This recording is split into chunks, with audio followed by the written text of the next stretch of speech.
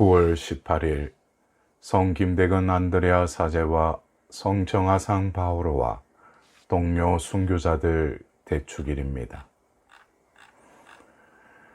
루카가 전한 거룩한 복음입니다.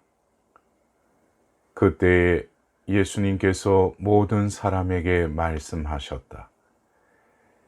누구든지 내 뒤를 따라오려면 자신을 버리고 날마다 제 십자가를 지고 나를 따라야 한다. 정녕 자기 목숨을 구하려는 사람은 목숨을 잃을 것이고 나 때문에 자기 목숨을 잃는 그 사람은 목숨을 구할 것이다. 사람이 온 세상을 얻고도 자기 자신을 잃거나 해치게 되면 무슨 소용이 있느냐? 누구든지 나와 내 말을 부끄럽게 여기며 사람의 아들도 자기의 영광과 아버지와 거룩한 천사들의 영광에 쌓여올 때 그를 부끄럽게 여길 것이다. 사랑하는 형제 자매 여러분, 오늘은 한국 청주교회의 순교자 대축일입니다. 오늘 복음에서 예수님께서는 나를 따르려는 사람은 누구든지 자기를 버리고 매일 제 십자가를 지고 따라야 한다고 말하였습니다. 신앙인은 현재의 목숨을 최대의 가치로 생각하고 그것을 위해서는 무슨 짓이라도 하는 사람이 아닙니다. 신앙인은 자기 삶의 최대 보람을 하느님 안에 둔 사람입니다. 그리고 그것을 위해 현세적 목숨마저 버릴 수 있다는 것이 오늘 복음의 말씀입니다. 우리는 오늘 기리고 맞이하는 한국 순교자들을 기억하면서 우리 한국 교회의 하나님의 그 섭리를 한번 보도록 합시다. 복경에서 이성훈이 세례를 받고 귀국한 것이 1784년이었습니다. 그 이듬해인 1785년부터 시작된 박해는 1882년 조선 조정이 미국과 수호 조약을 맺기까지 약 100년 동안 지속되었습니다. 그 동안에 참수 혹은 옥사로 순교한 분들의 수가 10,000명이 훨씬 넘는 것으로 추산됩니다. 그분들은 온갖 잔인한 형벌을 받고 비참하게 돌아가셨습니다. 그 가족들은 관비라는 종의 신분으로 전락하였습니다. 외국에서 선교사가 아직 파견되지 않은 상황에서 한국인들이 자발적으로 신앙을 중국으로부터 영입하였다는 사실을 우리는 알고 있습니다. 신앙이 한국 땅에 뿌리도 채 내리기 전에 박해는 시작되었습니다. 그때 신앙인이 된 이들은 교리 교육도 충분하게 받지 못하였습니다. 그럼에도 불구하고 10,000명이 훨씬 넘는 이들이 신앙을 위해 목숨을 버렸습니다.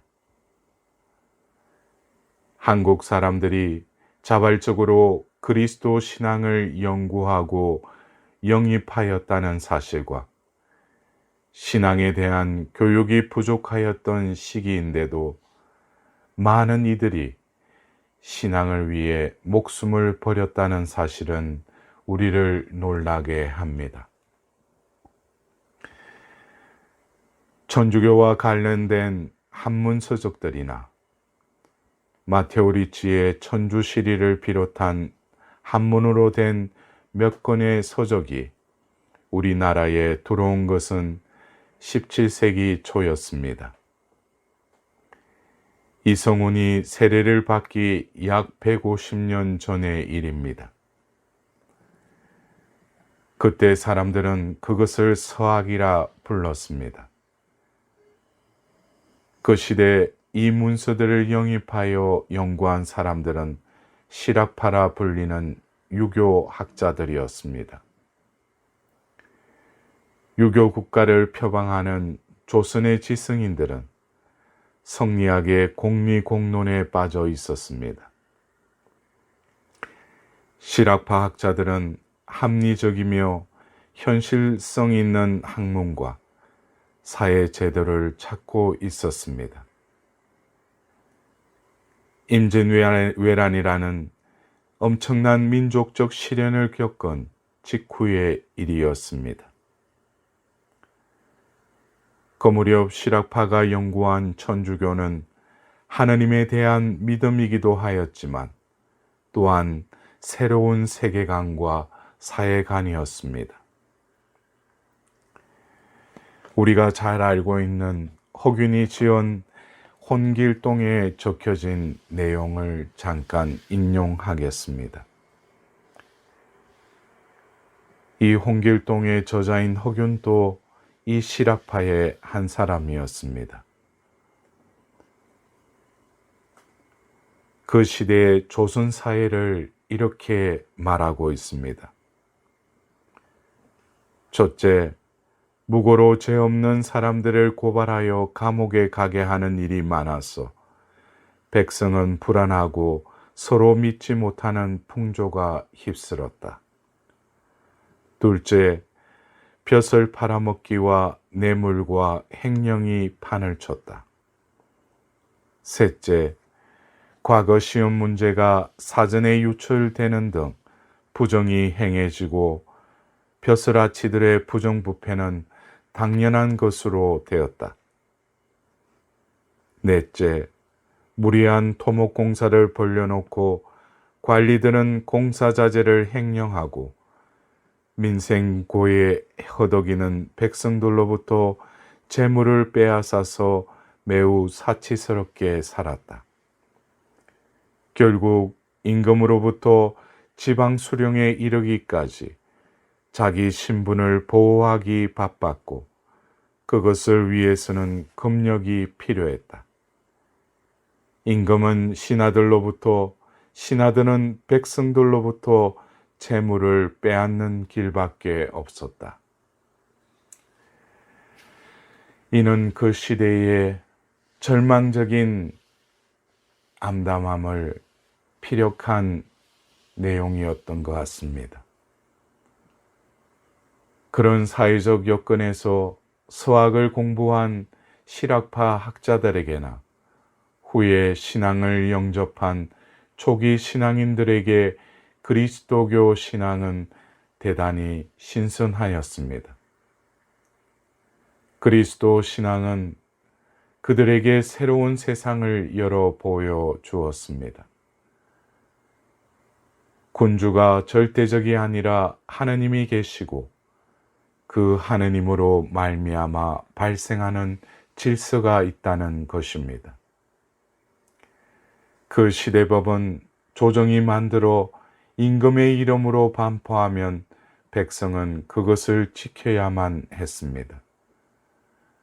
그러나 신앙은 하느님이 질서 지어 만드신 자연과 마음의 법, 곧 자연법과 양심법을 가르쳤습니다. 노예와 같이 법을 지키기만 해서 되는 것이 아니라 사람이 자연의 법을 존중하고 양심의 소리를 들으며 살아야 한다는 것이었습니다. 이것은 그들에게 새로운 세상이었습니다.